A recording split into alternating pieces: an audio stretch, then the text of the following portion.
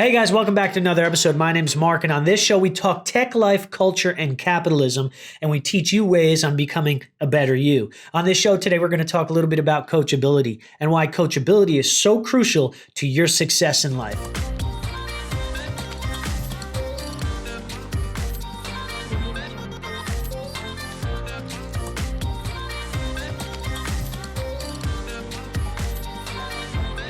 All right, guys, this is going to be a part of the 30-day challenge, 30 videos in 30 days, action-packed, value-driven content that's going to help you get to the next level in life. So if you do find value at the end of this video, please go ahead and punch that subscribe button, hit the notification bell, and drop a comment. Let me know what other topics that you'd like to cover. And most importantly, share this content with your community if you do find value. And guys, we're going to jump right into this. I'm not going to keep you long today, but I want to give you some myths about being coachable, what some people think coachability is, and I want to give you 5 strategies on how to become more coachable in your everyday life. So guys, what is being coachable? Being coachable allows you to take an objective look at your strengths and weaknesses in all areas of your life. Having this skill will help you when listening to feedback from your coach, your mentor, or your superior, allowing you to enhance your training and improve your ability to change and become better. There's 3 different categories at being coachable. Number 1 is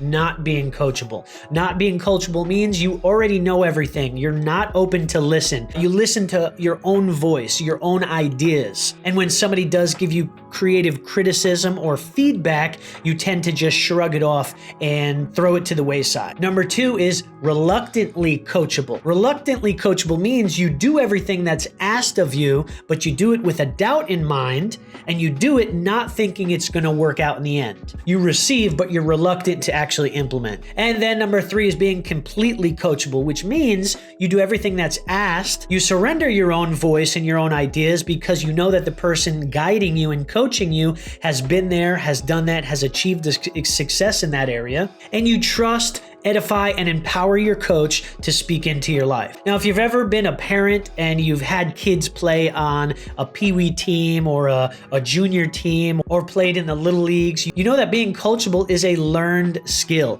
You go ahead and you teach these kids how to swing the bat, and some kids just don't get it. They just don't learn, or they don't want to learn, but other kids will get it. They'll listen to your instruction, they'll actually take your advice, and they'll become a better player in the end. It's same with our everyday life in business and even in family. If and when we take the advice that others give us, somebody that has already achieved that success, somebody at a different or higher level than us, and we take it to heart, we implement it, we surrender our own voice, we push back some of our own pride, in the long run, we're going to become a better person, a better business owner, a better spouse. There's 3 myths surrounding coachability that some people subscribe to. Number 1 is that coaching is only for beginners. Some of the most successful people that I know in life, they're mentored and they're coached on a weekly basis. The second myth is we already know everything, we just have to implement it. A lot of people in business think that they know everything because maybe they've gone through things in the past, or they've been seasoned in the industry that they're in, or maybe through your relationships. I've done some counseling, some marriage counseling in the past, and I've seen young husbands and young wives think that they know it all when it comes to marriage and when it comes to sacrifice and when it comes to love, and they don't want to hear what somebody that's already been married for 15 years has to say to them. And number 3, that experienced people coach themselves. Well, if you've ever heard Tony Robbins, or you ever heard his story, and you think about Tony Robbins as being the highest level of coaching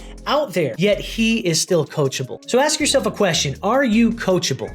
And if you're not coachable, what can you do to improve your coachability? Whether it's, again, in business, or whether it's in your marriage, in your family life, or whether it's in ministry, or whether you're on a sports team and you're an athlete. Are you coachable? Are you open to somebody else pouring into your life? And are you open to being mentored? To wrap up this video, guys, I'm going to give you 5 ways that you can improve your coachability. Number 1 way is to ask your superior or ask the person above you for feedback. How am I doing in this particular particular area? How did I perform in this area? And then be quiet and wait for their feedback. Number 2, ensure that you understand the feedback that they're giving you. It's important to communicate properly so that you understand the words that are given to you, the feedback, the advice that is given to you.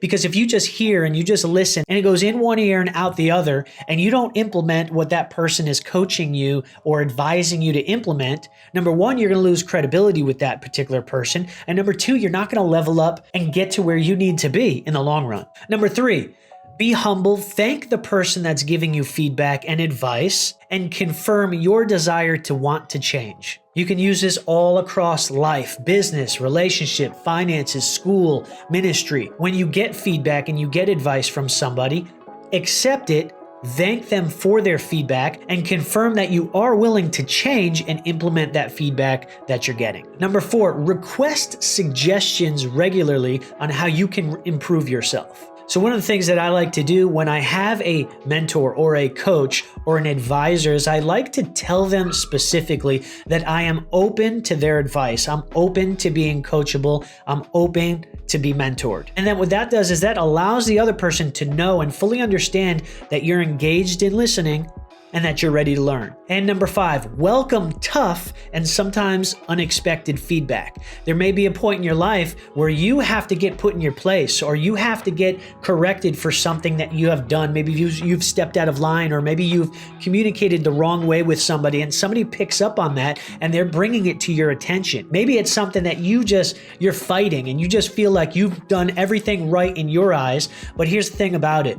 In the long run, when you break down your walls and you become more of a humble person and open to tough feedback, you're allowing yourself to be molded and built into a better person. Not all the feedback that we're going to receive in life, not all the advice that we're going to receive in life is going to be fun and exciting. There's actually going to be times where you're going to be challenged to the core on what you believe, but as long as you're open to that feedback, you're open to receiving what the other person is observing, in the long run, you will become a better you. Guys, thanks so much for watching this video. Let me know some of your thoughts down below. If this inspired you, if this helped you out in any way, if you are coachable, let me know some of the takeaways that you've gotten out of this video. If you're not coachable, maybe some of the things that you're going to implement from this day forward, let me know down in the video. If you haven't done so up to this point, please go ahead and hit that subscribe button, hit the post notification so you never miss a video. We're doing 30 videos in 30 days to bring as much value to our community as possible before the new year. And lastly, if you would, please go ahead and share this with your community. I would greatly appreciate it. Our goal is to hit 100,000 subscribers on this channel in the next 6 months. I can't do it without you guys. So make sure you live well, you laugh a little louder today, and you learn to be a better you. We'll see you guys in the next episode.